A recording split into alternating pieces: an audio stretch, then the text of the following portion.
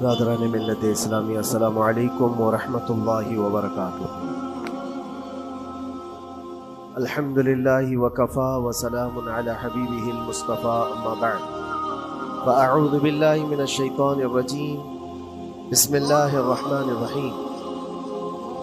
ان عدۃ الشہور عند اللہ 12 شہرا فی کتاب اللہ یوم خلق السماوات والارض منها 4 حرم الى آخر هذه الآیہ۔ صدق اللہ مولانا العظیم۔ بارگاہ رسالت معاب صلی اللہ علیہ وسلم میں درود پاک کا ہدیہ پیش کریں۔ اللہم صل علی سیدنا و مولانا محمد معدن الجود والکرم وآلہ واصحابہ الکرام وابنہ الکریم وبارک وسلم صلاة دائمة سرمدا ابدا۔ اللہ عز و جل اپنے کلام مقدس میں فرماتا ہے، بے شک اللہ کے نزدیک گنے ہوئے شمار کیے ہوئے جو مہینے ہیں وہ 12 ہیں، اور ان 12 مہینوں میں سے 4 حرمت والے مہینے، عزت والے مہینے ہیں، عظمت والے مہینے ہیں۔ وہ 4 مہینے کون سے ہیں؟ مسلسل ترتیب کے ساتھ ذوالقعدہ، ذی الحجہ اور محرم، اور 4تھا مہینہ رجب المرجب جس میں ہم اور آپ زندگی گزار رہے ہیں۔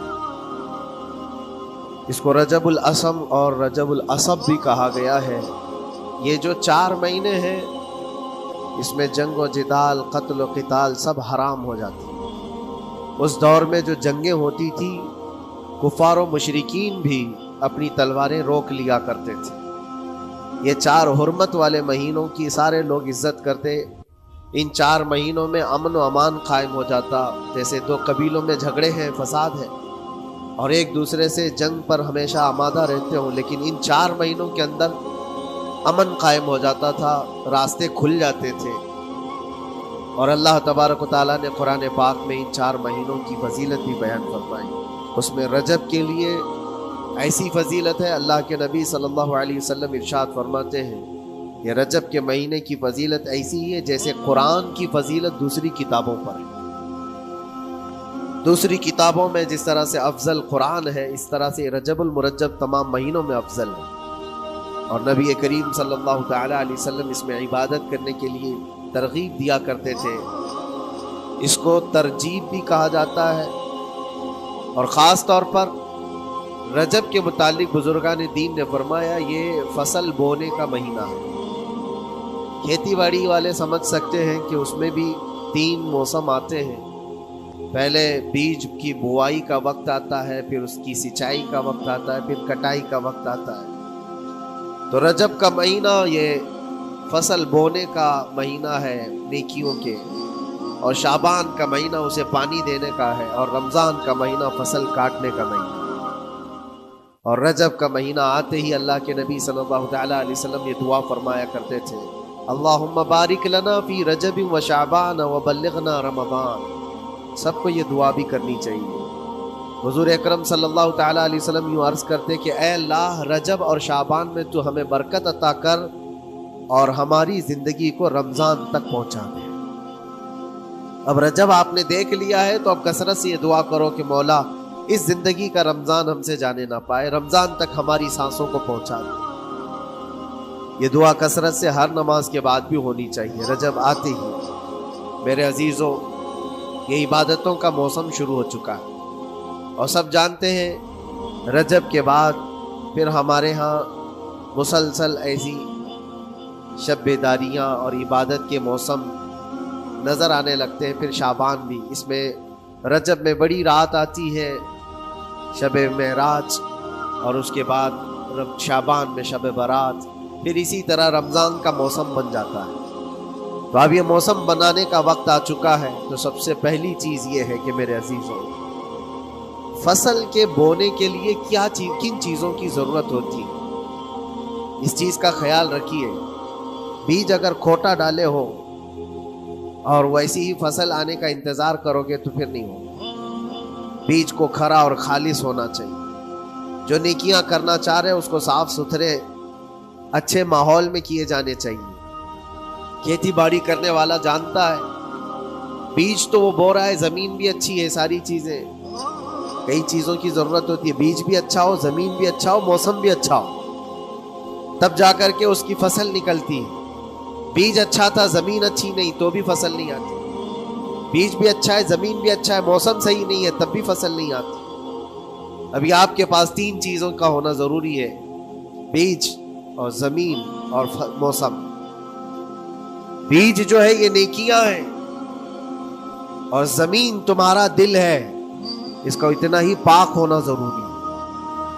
اور موسم یہ رجب کا ہے، اس میں تو کوئی شک نہیں ہے کہ عبادتوں کا موسم ہے، فصل کی اچھے لانے کا موسم ہے. لیکن سب سے پہلی چیز اب ہمیں ضرورت ہوتی ہے کہ ہم کیا بیج بو رہے ہیں. شیخ سعدی رحمت اللہ تعالیٰ علیہ فرمایا کرتے کہ زمین میں ادرک بو کر کے گنا آنے کی امید تو نہیں کر سکتے. جو بویا ہے وہی اسی کی فصل آئے. لوگ عمل خیر کرے تو اس کا نتیجہ بھی خیر آئے گا، اور برائیاں کریں اور پھر رمضان میں یہ انتظار کریں کہ میں نے جو بویا ہے اس کی فصل آئے، تو ایسا نہیں ہوتا. بہت سارے لوگوں کا وہ شک بھی میں دور کرنا چاہتا ہوں کہ رمضان المبارکہ میں فضیلتوں کو آپ سنتے آئے ہیں، رمضان ایسا مہینہ ویسا مہینہ، اتنی برکتوں والا، اتنی رحمتوں والا، لیکن بہت سارے لوگوں کے حالات جو کہ تو ہی رہتے رمضان میں ویسی ہی ہیں، کچھ بھی نہیں بدلے. تو اس میں رمضان کا قصور ہے کہ اس مہمان کا قصور ہے، اس انسان کا قصور ہے؟ وجہ یہ ہے کہ رمضان المبارکہ یقیناً اتنی برکتوں اور رحمتوں اور سعادتوں لے کر کے تو آتا ہے، لیکن تمہیں 2 مہینے پہلے سے کہا گیا تھا کہ فصل کے لیے تیاری کرو. تم نے بیج نہ بوئے، اپنی زمین کو صحیح کیا ہی نہیں. پھر رمضان میں جو بارش ہو رہی ہے اس کا فائدہ کیا ہے؟ روڈ پر 10 سال بھی بارش برسے وہاں پر کوئی فصل نہیں آئے گی، کیونکہ وہ زمین سخت ہے اور بیج بونے کے قابل بھی نہیں. رمضان المبارکہ میں رحمتوں کی جھماجھم بارش تو ہوتی ہے، لیکن دل اگر سخت ہے گناہوں سے تو اس بارش کا کیا اثر ہوگا اس پر؟ اسی لیے دلوں کی نرمی یہاں سے شروع کریں، رجب المرجب سے. اس کی راتوں میں اللہ رب العزت کو پکارے، مناجات کرے، عبادتوں کے لیے کچھ دن تو خاص کریں. بہت دنیا میں ہم نے اپنے آپ کو ملوث کر رکھا ہے، کچھ راتیں اللہ رب العزت کی عبادت میں تو لگائیں. اللہ کے نبی صلی اللہ تعالیٰ علیہ وسلم کی ایک حدیث ہے، جامع الاصول سے نقل کی ہوئی، رجب المرجب کے پہلے جمعے جو ہم لوگ ابھی گزر چکے، ابھی یعنی وہ رات تو گزر چکی، کل کی جو گزری ہوئی رات ہے رجب کی، یہ پہلی جمعہ کی شب تھی. اس کے متعلق روایت ہے کہ 12 رکعتیں جو مغرب کے بعد سے لے کر عشاء کے درمیان پڑھتا ہے، اللہ کریم اس کے تمام گناہوں کو معاف کرتا ہے، اور اس سال اس کو پورے طور پر ناگہانی آفات سے محفوظ رکھتا ہے، اور شیطان کے اس پر قابو پانے سے بھی اس کو اللہ محفوظ رکھتا ہے. تو یہ تھی تیاریاں، یہ ساری چیزیں ابھی سے تیاریاں ہونی چاہیے. رجب کے 3 دن آتے ہیں جس کے متعلق فرمایا گیا ہے ایام بیز میں بھی 13, 14, 15 یا 14, 15, 16 یہ جو تاریخیں آتی ہیں اس میں روزے رکھو. اس کی بھی بڑی فضیلت ہے کہ تم تیاریاں ابھی سے شروع کرو کہ رمضان المبارکہ میں اچھی فصل دیکھ سکے، ہمارے جسم کے اندر بدلاؤ آ سکے، ہمارے دل کے اندر انقلاب آ سکے. اور تیاری یہاں سے نہ کر کے صرف رمضان میں ہی امید لگائے بیٹھتا ہے تو میرے عزیزوں کچھ تو صفائی کی ضرورت ہوتی ہے. آپ نے اگر زمین خریدی کھیتی باڑی کی غرض سے اور گئے، وہاں جاتے ہی آپ نے سوچا کہ اس میں فصل آ جانی چاہیے، تو کسانوں سے پوچھو تو بتائیں گے آپ کو نہیں، زمین کو پہلے صاف کرنا پڑتا ہے، کچرے ہوں گے اس کے اندر بہت سارے، ہل چلاؤ یا کسی بھی طرح سے اس کو صاف کرو.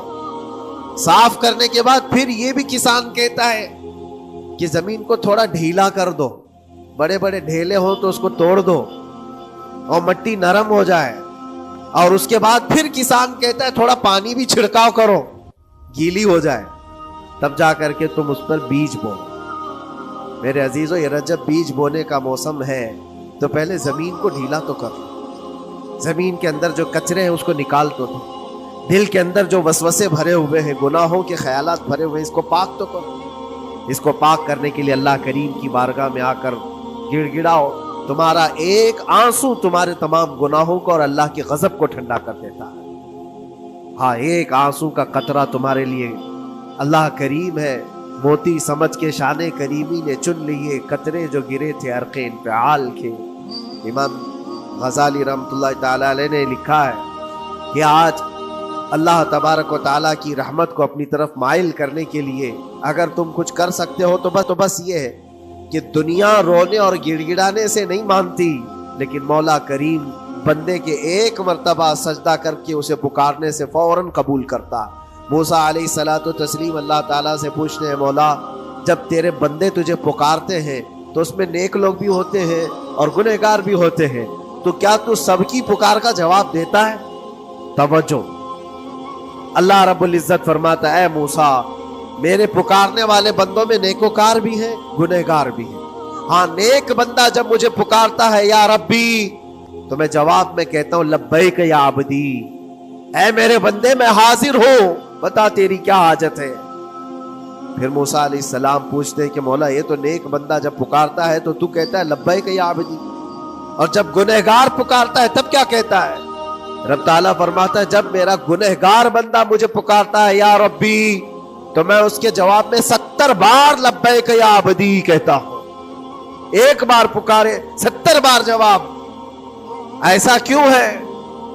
तो फरमाता है मेरा रब नेकोकार को उसकी नेकियों पर भरोसा है कि अल्लाह माफ करे, और गुनहगार को सिर्फ मेरी रहमत पर भरोसा है। उसके पास है कुछ नहीं, उसके आसपास वो नजर डालता है मैंने कोई ऐसी नेकी रखी नहीं है, सिर्फ अल्लाह रब्बुल इज्जत की रहमत है जो मुझे माफ कर सकती है। वो मुझ पर यकीन करके पुकारता है, इसलिए उसके सवाल का मैं बार बार जवाब देता हूँ। अजीज़ा ने गिरामी वक़ार, इकबाल ने सच ही कहा था, हम तो माइल बकरम है कोई साइल ही नहीं। ये रब तबारक व तआला की तरफ से कि अल्लाह तबारक व तआला करम पर करम करने के लिए मौके इनायत करता है। यहाँ बंदे को आने का मौका ही नहीं है, बंदा आना नहीं चाहता है। उससे पहले कि तुम्हारे सारी चीजें बंद हो जाएं, दरवाजे खत्म हो जाएं, अल्लाह रब्बुल इज्जत की बारगाह में आओ और उसे पुकारो। यकीनन ये तमाम चीजें तुम्हारी जिंदगी में इनकलाब लाती हैं, बहुत बड़ी तब्दीली लाती हैं। अजीज़ा ने गिरामी, फिर मैं ये अर्ज करता हूँ कि रजब के इस महीने में दिल को नरम करना बहुत जरूरी। दिलों की सख्तियाँ आज गुनाहों की तरफ माइल करती हैं। हमारा दिल सख्त है या नर्म है, इसको पहचानने के कई थर्मामीटर दिए गए हमारे पास। चेक करो हमारा दिल किस पोजीशन में है आज। इमाम गजाली फरमाते हैं 3 अलामतें ऐसी हैं जिससे पता चल जाता है इंसान का दिल सख्त है या नरम है, बीमार है या सेहतयाब है। ये डॉक्टर लोग स्कैनिंग से या सोनोग्राफी से नहीं बता सकते कि तुम्हारे दिल की ये कैफियत, कैसे इसको अहले बसीरत समझ सकते। फरमाते हैं कि अगर मस्जिद में ज्यादा देर तक बैठ नहीं पाता तो समझ लो उसका दिल बीमार है, उसका दिल सख्त हो चुका है, उसको मस्जिद में बैठने नहीं देता। यही दिल टेलीविजन के सामने 3-3 घंटे बैठे, उसको कुछ भी उकताहट नहीं आती, मोबाइल पर गेम खेलता रहता है। 4 घंटे गुजर गए कि 5 घंटे गुजर गए उसे पता ही नहीं। आज एक सर्वे के मुताबिक हर इंसान जो मोबाइल चलाता है उसमें 18 घंटे वो बिजी है दिन के। कई जगहों पर ऐसे हालात आए 18 घंटे दिन में होते ही है 24 घंटे, जिसमें 6 घंटे अगर आराम के निकाले तो बाकी पूरे 18 घंटे कैसे इंसान बिजी रह सकता है। उसमें खाना भी है, पीना भी है, हाजतें भी है। लेकिन सर्वे के मुताबिक ये भी बात आई है कि 18 घंटे कंज्यूम करते हैं। मेरे अजीजों, उसमें कोई उकताहट और उसमें कोई मलाल नहीं आता, बेजारगी नहीं आती। और अल्लाह के घर में या फर्ज से नमाज से अभी सलाम फेरा क्या कि भागने की तमन्ना होती है। कई जगहों पर तो ऐसा है। इसीलिए अल्लाह के नबी सल्लल्लाहु तआला अलैहि वसल्लम की एक हदीस में सुनाता हूँ। इरशाद फरमाते 2 चीजें किसी मुनाफिक के अंदर जमा नहीं हो सकती। 2 चीजें मुनाफिक आदमी के अंदर आ ही नहीं सकती। वो क्या चीजें? हुजूर पाक सल्लल्लाहु तआला अलैहि वसल्लम फरमाते अच्छे अखलाक मुनाफिक के अंदर नहीं आते, और अल्लाह की और उसके रसूल की हर बात पर यकीन, ये मुनाफिक के अंदर नहीं आ सकती। और मुनाफिक की ये अलामतें बताते बताते मेरे नबी ने फरमाया, देखना कि मस्जिद में मुनाफिक सबसे आखिर में आएगा और सबसे जल्दी भागेगा, उसका दिल नहीं लगता। دل سخت ہو چکا ہے، اور بازار میں سب سے پہلے جائے گا اور سب سے لاسٹ میں نکلے گا.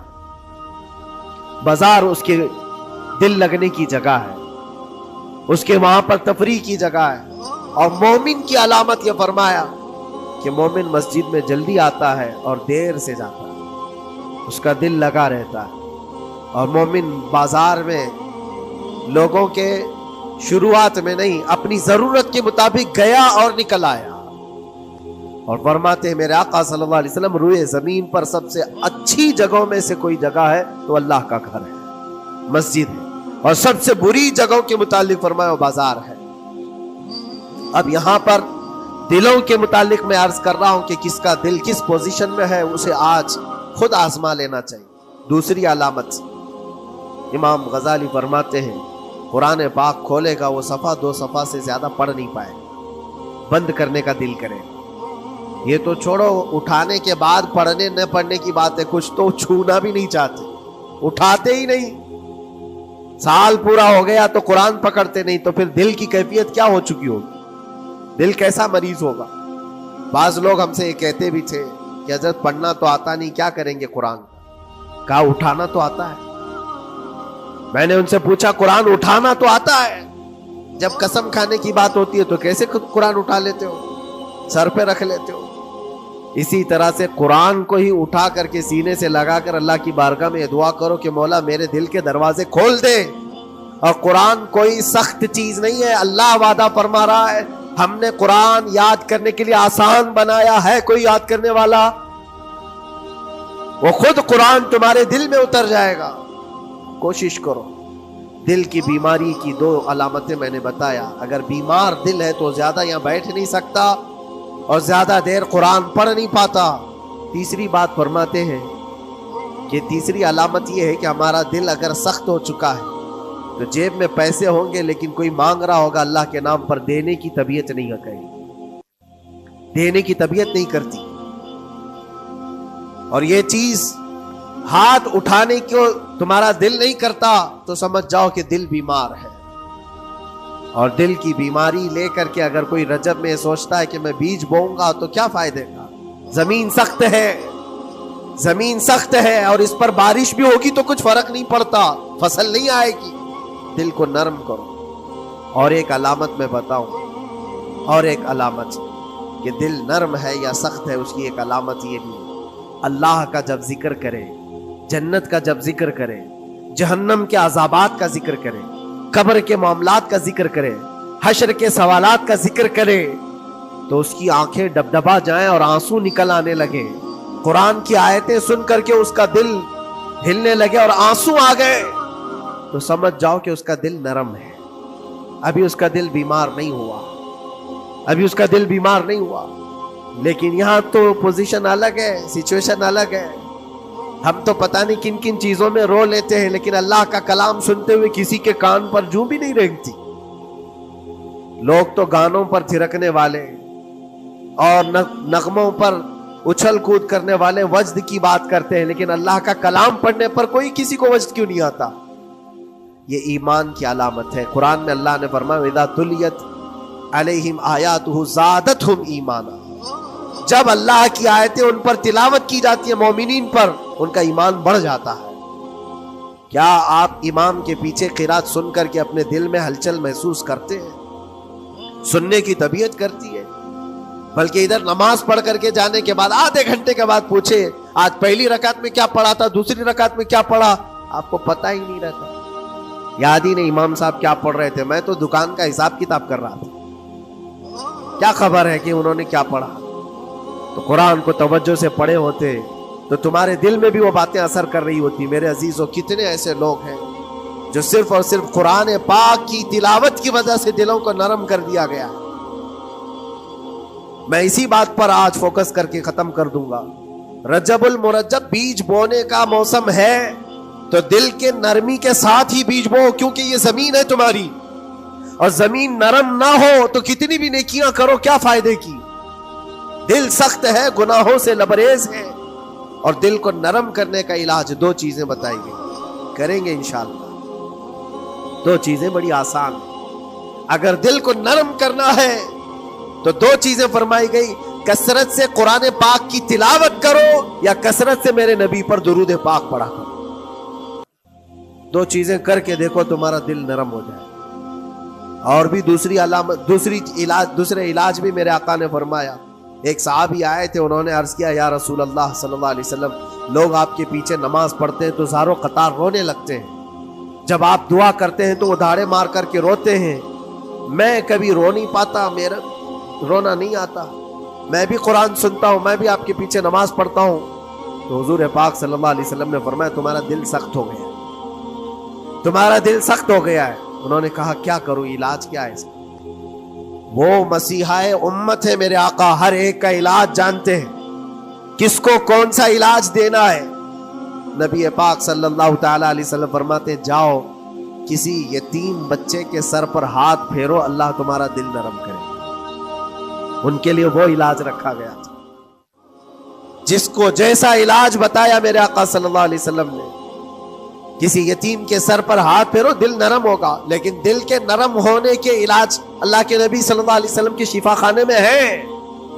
ہاتھ سے آپ کثرت سے درود پاک پڑھو, پھر دیکھو آپ کے دل کے اندر انقلاب آتا ہے یا نہیں آتا. آپ کے چہرے کا نور بڑھ جائے گا, زبان کا اثر بڑھ جائے گا, عمل خیر کی طرف رغبت بڑھ جائے گی.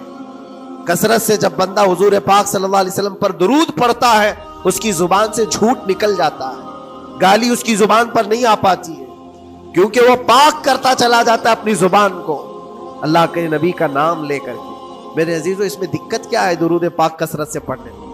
آپ جہاں چل رہے ہو, پھر رہے ہو, اٹھ رہے ہو, بیٹھ رہے ہو, انتظار میں ہو, سونے کے لیے جا رہے ہو, زبان ہی تو ہلانا ہے میرے نبی پاک صلی اللہ علیہ وسلم کی بارگاہ میں درود پڑھ کر کے. اور ضروری نہیں ہے کہ بہت لمبے لمبے درود پاک آپ کو یاد کرنے ہو, صلی اللہ علیہ وسلم بھی پڑھ لیا تو یہ درود پاک ہے, یہ درود پاک ہے. یا تو پھر الصلاۃ والسلام علیک یا رسول اللہ کہتا ہے تو یہ بھی درود پاک, درود پاک ہے یہ. اور دل جب نرم ہو جائے گا تو انشاءاللہ العزیز آپ اس کے اثر بھی دیکھیں, اس کے اثر بھی دیکھیں. کیسے کیسے لوگوں کی بات میں کروں میرے عزیزوں, آپ کو پتہ ہے تاریخ کے اوراق الٹ کر کے دیکھو. ایک صحابی حضرت نعیم, وہ راستے پر گزر رہے تھے, دیکھا ایک کڑیل جوان مکہ کا, جس کو سارے لوگ دیکھ کر پہلوان کہتے اور ڈرتے تھے, گھبراتے تھے. 27 سال کا کڑیل جوان ہے اور ہاتھ میں تلوار کھینچے ہوئے تیزی سے آ رہا ہے. یہ پہلوان کوئی اور نہیں عمر ابن خطاب ہے. حضرت نعیم کہتے دیکھ کر کے میں گھبرا گیا, اتنی تیز اور ترار چال اور چمکتی ہوئی تلوار, کہاں کا ارادہ ہے؟ پوچھا حضرت نعیم نے کہاں جا رہے ہو؟ عمر ابن خطاب نے کہا محمد کا قتل کرنے جا رہا ہوں. معاذ اللہ رب العالمین, اس لیے کہ ایمان لائے ہوئے نہیں تھے. یہ دلوں کی سختیاں ہیں, یہ دلوں کا منجمد ہونا بتا رہا تھا کہ وہ نبی پاک صلی اللہ علیہ وسلم کے قتل کے لیے نکلے. حضرت نعیم نے صرف راستہ روکنے کے لیے ان سے کہا, ان کا بعد میں قتل کرنا, پہلے تیری بہن اور بہنوی کا گھر بھی دیکھ لے, وہ بھی تو کلمہ پڑھ رہے ہیں, وہ بھی تو کلمہ پڑھ رہے اسی رسول کا. تو غصہ اور بڑھ گیا کہ میرے گھر میں یہ ہو چکا ہے, میں تو جس کا قتل کرنے جا رہا ہوں وہ میرے گھر تک آیا ہوا ہے. کہا پہلے میری بہن اور بہنوی کا کام تمام کرتا ہوں. اسی غرض سے وہ آئے تھے. اور جس وقت اپنے بہن کے گھر کے باہر کھڑے تھے, اتفاق ایسا کہ اندر سے قرآن کے پڑھنے کی آواز آ رہی تھی. ایک صحابی حضرت خباب, وہ قرآن پڑھا رہے تھے حضرت عمر کی بہن کو اور ان کے بہنوی کو. اور کیا بہترین انداز رہا ہوگا, جو رسول اللہ سے ڈائریکٹ سنے ہوئے لوگ تھے. اللہ کا کلام اترا ہوا ہے جن کے اوپر, وہ اس وقت حاضر رہے ہوئے لوگ ہیں, قرآن کو پڑھ رہے تھے. طٰہٰ ما انزلنا علیک القرآن لتشقى الا تذکرۃ لمن یخشیٰ. عرب لوگ اچھی طرح سے جانتے تھے ایک ایک حرف کا معنی کیا ہوتا ہے, وہ عربی جانتے تھے, ان کی مادری زبان تھی. اور اس قرآن کے اندر جو مٹھاس تھی, عمر ابن خطاب کان لگا کر سنتے رہے سنتے رہے سنتے رہے. لیکن غصہ جو اندر سے تھا, دل کی جو سختی تھی, آئے تھے مارنے کے لیے, دروازہ زور زور سے ٹھوکنے لگ گئے, اندر لوگ ڈر گئے. حضرت خباب کو چھپا دیا, بہن اور بہنوی نے دروازہ کھولا.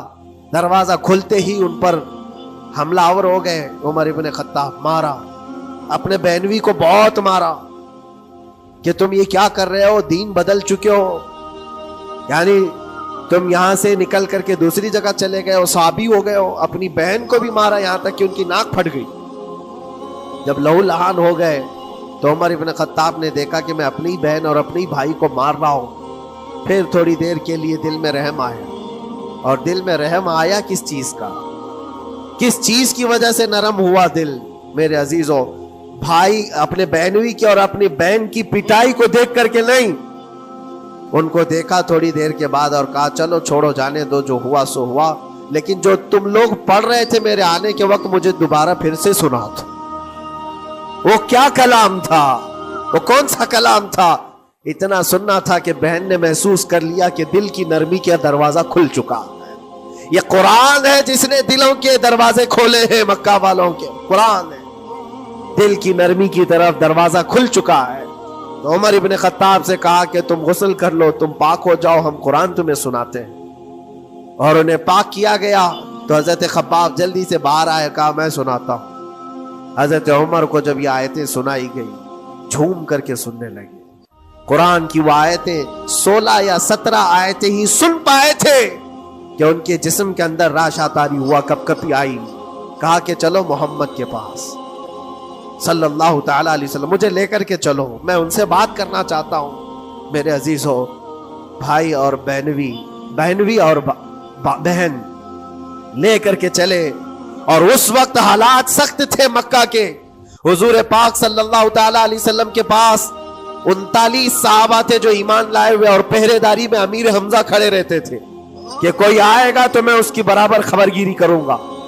عمر ابن خطاب کو تلوار لٹکاتے ہوئے آتے دیکھا تو صحابہ گھبرا گئے، مکہ کا بڑا پہلوان ہے، اس کو بھڑکا کر کے لوگوں نے بھیج دیا ہوگا، اب کیا ہوگا؟ یہ پٹائی بہت بری طرح سے سب کی کرے گا، غریب صحابہ ہے، اور حضور پر ہاتھ نہ اٹھا دے۔ سب ڈرنے لگے۔ حضور پاک صلی اللہ علیہ وسلم سے آ کر کہنے لگے کہ یا رسول اللہ صلی اللہ علیہ وسلم، عمر آ رہا ہے اور ہاتھ میں تلوار ہے۔ اللہ کے نبی صلی اللہ علیہ وسلم نے فرمایا وہ میری گردن نہیں، اپنی گردن دینے آ رہا ہے۔ وہ میری گردن لینے نہیں، اپنی گردن دینے آ رہا ہے۔ وہ مخبر صادق صلی اللہ علیہ وسلم جانتے ہیں کون میرا غلام ہے اور کون منافق ہے۔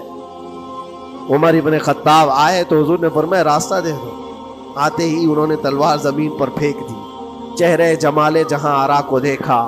حضور پاک صلی اللہ تعالی علیہ وسلم سے پوچھا، پھر وہ آیتیں سنائے۔ اب سوچو میرے عزیزو، صحابی سے سننا، یہاں تو ہم قاری قرآن سے سنتے ہیں قرآن کی آیتیں، 1400 سال کے بعد آج بھی قرآن کا وہ اثر لگتا ہے دل کے اوپر۔ یہ ان سے جو 1400 سال کے بعد جس قاری قرآن سے سنا وہ تو صحابہ سے سنے، اور صحابہ سے بڑھ کر کے اللہ کے نبی سے جو قرآن سنا ہو، خود نبی پاک کی زبان اقدس سے۔ اور جب اللہ کے نبی صلی اللہ تعالی علیہ وسلم نے آیتیں تلاوت کی، عمر ابن خطاب کی آنکھوں سے آنسو شروع ہو گئے، زارو قطار رونے لگے، اور پھر پکار کر کہا اشہد ان لا الہ الا اللہ واشہد انک رسول اللہ، میں گواہی دیتا ہوں کہ اللہ کے سوا کوئی معبود نہیں، اور میں گواہی دیتا ہوں کہ آپ اللہ کے رسول ہیں۔ میرے عزیزو، عمر ابن خطاب رضی اللہ تعالیٰ عنہ کو اس طرف لانے والا، دل کو نرم کرنے والا، یہ قرآن پاک اللہ کا کلام ہی تھا۔ آج گناہوں سے اس پر بہت ساری پرت جم گئی ہے، ہمارے دلوں کے حالات ایسے ہو گئے، قرآن اٹھاؤ دلوں کو نرم کر دے گا، اور رجب المرجب میں قرآن کو پڑھو گے زمین نرم ہو جائے گی، اور پھر اس کی برکتیں تم رمضان میں دیکھو گے۔ ایک دو نہیں، ہزاروں ایسی ہیں۔ ایک ایسے مشہور ڈاکو، بغداد کے لوگ ڈرتے تھے، بغداد کے لوگ اتنا ڈرتے تھے کہ جو بھی قافلہ جائے گا لٹ جائے گا۔ فضیل بن عیاض، جو بھی قافلہ نکلتا تھا اس راستے سے لٹ جاتا تھا، کوئی بچ نہیں پاتا تھا۔ اور ایک قافلہ آ رہا تھا عرب سے، اور مال تجارت لے کر بغداد کی طرف جا رہا تھا، تو قافلے والوں نے یہ مشورہ کیا کہ یہ جو قافلہ جا رہا ہے یہ اس راستے سے جا رہا ہے، فضیل بن عیاض ڈاکوؤں کا سردار وہاں رہتا ہے، بہت سارے ڈاکو اس کے ساتھ ہیں، وہ تو رہزن ہے، راستے پر روک کر کے مال لوٹ لیتے ہیں۔ تو قافلے میں ایک قاری قرآن تھے، انہوں نے کہا ٹھیک ہے اب راستے پر آ ہی چکے ہیں تو کیا کر سکتے ہیں، چلو بیٹھ کر کے نکلتے ہیں، میں قرآن کی تلاوت کرتا رہوں گا اونٹ پر بیٹھ کر کے، اللہ کریم اس برکت سے ہمارا راستہ آسان کر دے گا۔ قاری قرآن نے قرآن کی تلاوت شروع کر دی، اور جب وہ راستہ آیا جو فضیل بن عیاض کا تھا، فضیل بن عیاض ایسی ڈاکہ زنی اور ایسی رہزنی میں مشہور آدمی، جن کے آس پاس، جن کے ہاتھ کے نیچے 1000 سے زیادہ ڈاکو کام کرتے ہو. بغداد پورا ڈرتا تھا، پورے راستے وہاں پر کوئی بھی سلامت نہیں جا پاتا تھا. اس راستے پر ایک قاری قرآن جب آیا، میرے عزیزو تلاوت کیا کر رہا تھا؟ سورۃ الحدید کی آیت تھی، الم یأن للذین آمنوا ان تخشع قلوبهم لذکر اللہ. وہ قرآن کی آیت ہے. اللہ کے کریم فرماتا ہے کیا ایمان والوں کے پاس ابھی وہ وقت نہیں آیا کہ اللہ کا ذکر سنتے ہی یا اللہ کا ذکر ہوتے ہی ان کا دل کانپنے لگ جائے، ان کا دل ہلنے لگ جائے؟ فضیل بن عیاض کے کانوں میں یہ آیت پڑھ رہی تھی. قاری قرآن بار بار اس آیت کو پڑھ رہا. کیا وہ وقت ابھی ایمان والوں کے پاس نہیں آیا کہ وہ اللہ کے ذکر سے دہل جائیں؟ اتنا اثر کر گئی آیت، اتنا اثر کر گئی.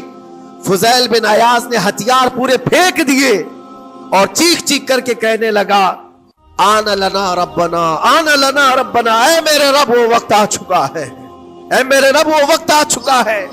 سارے ڈاکوؤں سے کہا سجدہ ریز ہو جاؤ، اس لیے کہ اللہ کا کلام ہمیں بلا رہا ہے. برسوں سے ڈاکہ زنی کرنے والے، برسوں سے راستے لوٹنے والے، قرآن کی ایک آیت نے دل بدل دیا.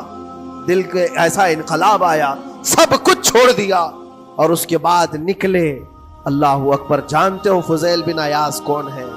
فضیل بن عیاض وہ ہیں جن کا نام لیتی سرکار غوث پاک بھی ادب کیا کرتے تھے. فضیل بن عیاض اللہ تبارک و تعالیٰ نے ولایت کا وہ مقام عطا کر دیا. بڑے بڑے اولیاء کرام ان کے پاس آنے لگے. اپنے زمانہ جوانی کا زمانہ ڈاکہ زنی میں گزرا تھا، لیکن جب پھر وقت آیا توبہ کا اور دل کے بدلنے کا تو اللہ نے وہ مقام دیا، وہ مقام دیا. تاریخ میں آج بھی موجود ہے کئی سلسلے ایسے، سلسلے چشتیہ میں، اور کئی سلسلے ایسے جو فضیل بن عیاض سے ہو کر حضور پاک تک پہنچتے. فضیل بن عیاض ان کا نام ہے. اسی لیے میں کہتا ہوں میرے عزیزو، قرآن پاک یہ دلوں کو نرم کرنے کا سب سے بڑا علاج ہے. زمین کو نرم کر دو اور اس کے بعد پھر بیج بو. دیکھو اسی لیے اقبال نے کہا تھا ذرا نم ہو تو بڑی زرخیز ہے یہ مٹی ساقی. یعنی یہ زمین تھوڑی سی نرم ہو جائے تو اس میں تو سونا چاندی یہ اگل سکتی ہے. تمہارے پاس ایمان کی دولت ہے، اللہ کریم کی ذات پر یقین ہے، حضور پاک صلی اللہ تعالی علیہ وسلم کی محبت ہے، سب چیزیں تمہارے پاس ہے. تھوڑا دل کو نرم کرنے کی ضرورت ہے. گناہوں سے باز آ جاؤ، اللہ کریم کی بارگاہ میں گڑ گڑاؤ اور قرآن پاک اٹھا لو ایک مرتبہ. اور پڑھ نہیں پاتے تو انگلیاں تو پھیرو. قرآن پر دیکھنا بھی تو عبادت ہے، اس پر نظر جمانا بھی عبادت ہے. اللہ کا کلام سمجھ کر کے تم نے اٹھایا ہے تو جانتے ہو قرآن عظیم کل قیامت کے دن جس کی شفاعت کے لیے کھڑا ہو گیا، میرے آقا فرماتے پھر اس کو جہنم میں کوئی چیز نہیں لے جا سکے. جس کو قرآن اور رمضان سفارش کر دے پھر اس کو جہنم میں دوسری کوئی چیز نہیں لے جائے گی. اور جس کے خلاف کھڑے ہو گئے پھر اس کو جنت میں کوئی چیز نہیں لے جائے گی. اس لیے میرے عزیزو اپنے دلوں کی نرمی کا یہ وقت ہے رجب المرجب، اور سب سے بہترین موقع ہے، عبادتوں کا موسم ہے. اور ساتھ ساتھ میں یہ بھی کہوں گا کہ اب ہم رجب المرجب کے ابتدائی دنوں میں ہیں، اور سنیوں کے لیے ایک بہت بڑی بات ہے کہ سرکار غریب نواز کی چھٹی بھی اسی میں موجود ہے، جو دلوں کو نرم کرنے کے لیے ہی تو آئے تھے. ہندوستان جو تشریف لائے تھے کس کام کے لیے آئے تھے؟ انہوں نے اپنے ذکر کی مجلسوں سے، اپنے واعظ و نصیحت سے ہزاروں کے دلوں کو نرم کیا ہے. آج بھی سرکار غریب نواز کے نام پر لوگوں کا دل نرم ہو جاتا ہے. اچھے اچھوں کو دیکھا ہے دل نرم ہو جاتا ہے. کیوں؟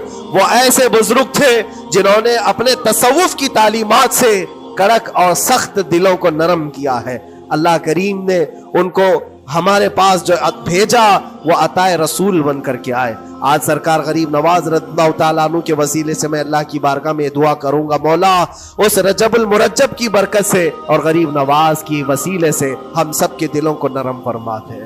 ہم سب کو یہ موسم رجب المرجب کا بیج بونے کا، بہترین نیکیاں کرنے کی توفیق عطا فرما. ہمارے قدموں کو خیرات کی طرف بڑھا دے. ہم سب کو شر و فساد سے محفوظ فرما. حرام کاریوں سے ہمارے ہر عضو کی حفاظت فرما. رب العالمین اکرم الاکرمین قیامت کے دن تیرے نبی پاک صلی اللہ علیہ وسلم کے جھنڈے تلے ہم سب کا حشر فرما. وآخر دعوانا ان الحمد للہ رب العالمین.